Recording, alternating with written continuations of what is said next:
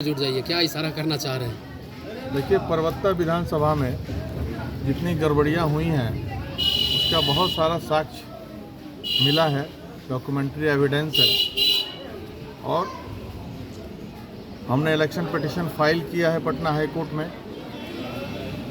और वो एक्सेप्ट भी हो गया है सारे एविडेंस को देखते हुए। और मुझे पूरा न्यायालय पे विश्वास है कि मैक्सिमम 6 से 7 महीने के अंदर परबत्ता में उपचुनाव होने जा रहा है। और डॉक्टर संजीव जिंदाबाद, डॉक्टर संजीव जिंदाबाद। और आप जान जाइए, ये जो चुनाव होगा ये प्योर बदलाव के लिए चुनाव होगा। अच्छा हुआ कि परबत्ता की जनता ने 2-3 महीने में ही देख लिया क्या विकास कर रहे हैं। इनफैक्ट जो जीते हुए हैं, इनफैक्ट वो चुनाव नहीं लड़े हैं, वो उनके लिए पूरा सरकार लगा हुआ था कि मुझे हराने के लिए। और इस माहौल में तो कुर्सी टेबल एनडीए का सब जीत गया है बिहार में, उसी में एक कुर्सी टेबल यहाँ भी है। तो इससे कोई फर्क नहीं पड़ता है, एक्सीडेंटल हैं ये। आते के साथ वसूली का कार्य शुरू कर दिए, जनता देख रही है। 40 रुपया ट्रैक्टर जो आम लोग काम करते थे, 40 रुपया ट्रैक्टर बांध दिया गया है। ये इसका भाई रात भर घाट पे पैसा वसूली करता है। तो जनता आप समझ लिए कि वैसे तो मशीनी तंत्र से जीता हुआ चुनाव है, ये पूरा सरकार लगा हुआ था, इस पे गलत तरीके से जीता हुआ है। आज तक परबत्ता में 1,80,000 से ज़्यादा कभी वोट नहीं हुआ था। अरे भाई, जब वोटर घटेगा तो वोट भी ना घटना चाहिए कि वोटर घटेगा 35-40 हज़ार वोट बढ़ जाएगा आपका। तो सब समझ रहे हैं कहीं ना कहीं गलती हुई है, सबका एविडेंस मिला है, तभी ये केस एक्सेप्ट हुआ है। अब चुनाव होगा, सभी लोगों को मैं बोला कि बुलंदी से रहिए। जहाँ जहाँ रंगदारी मांग रहा है उन लोग जाके, नाली का काम रोक दिया है। सब लोग, बाजार के लोग परेशान हैं, परबत्ता के सब रोड का जाके काम रोके हुए हैं, चाहे ठुट्टी का हो, डोएठा का हो।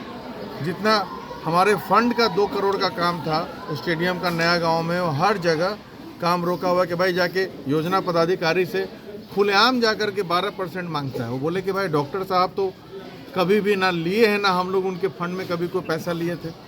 नहीं, आप भी लीजिए, हमको भी लेने दीजिए, इस तरह की बात कर रहा है। तो समझिए ये कहावत है, नंगा निचोरेगा क्या पहनेगा क्या, वही स्थिति यहाँ पे है।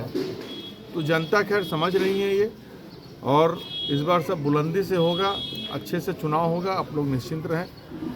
जो विकास कार्य है अभी यहाँ पे कुछ हम लोग अपने स्तर से जो लोग हैं, जनता का कार्य हम कर ही रहे हैं। मैं तो शुरू से बोलता हूँ कि बाधाएं आती हैं आए, घिरे प्रलय की घोर घटाएं, पाँव के नीचे अंगारे, सिर पर बरसे यदि ज्वालाएं, आग लगाकर जलना होगा, कदम मिलाकर चलना होगा। तो हर एक परिस्थिति में आप देखे होंगे यहाँ पे लोग हमारे साथ हैं, हम उनके साथ हैं। यहाँ के लोगों का से हमारे परिवार का भावनात्मक रिश्ता है, खून का रिश्ता है, मिट्टी का रिश्ता है। और ये पिताजी भी यहाँ पे नर्चर किए हैं इस विधानसभा को, खून पसीना देके दिन रात यहाँ मेहनत करके इसको एक ट्रैक पे लाए हैं। और मैं 5 साल में 2800 करोड़ का काम किया हूँ। हर जगह मेरा ही काम आपको दिखेगा।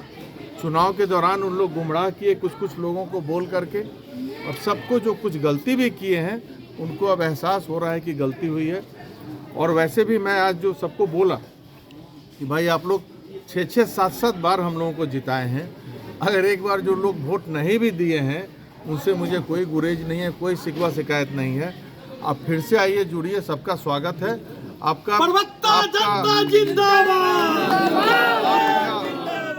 हम लोग ऋणी हैं। इतनी बार आप लोगों ने हमें जिताया है, पापा को जिताया, भाई साहब को जिताया।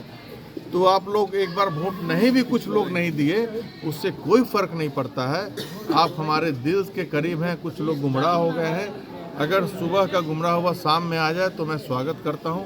और आज वैसे बहुत लोग आए जो चुनाव में किसी कारणवश नहीं हमारे साथ थे, लेकिन आज सब साथ हो गए, सब गलती का एहसास कर रहे हैं। कुछ लोग यहाँ गुमराह हो गए थे हम लोग, लेकिन अब कोई गुमराह नहीं होगा। सब लोग तैयारी के साथ एकजुट रहेंगे। विकास कार्य पे मेरी पैनी नज़र है। हमारे कार्यकर्ताओं को अगर कहीं भी परेशान किया जाएगा इन चिरकुटों के द्वारा, तो उसके लिए मैं खड़ा हो जाऊंगा बीच में अपने कार्यकर्ताओं के साथ। एक आंख पत्रकार बंधुओं को भी मैं धन्यवाद देता हूं। और आप लोग यहाँ पे आए हैं, आप लोग भी देखें कि हजारों हजार की संख्या में यहाँ जुटे हुए थे लोग और बहुत सब उत्साहित थे। मैं सभी को, जितने बुजुर्ग लोग यहाँ पे आए हुए हैं, सभी अभिभावकगण, सभी युवा साथी, सभी बहनें, सभी का मैं दिल के गहराई से बहुत बहुत धन्यवाद देता हूँ। इस कार्यक्रम को सफल बनाने के लिए सभी को मैं परबत्ता वासियों को धन्यवाद देता हूँ। जय हिंद, जय परबत्ता, धन्यवाद।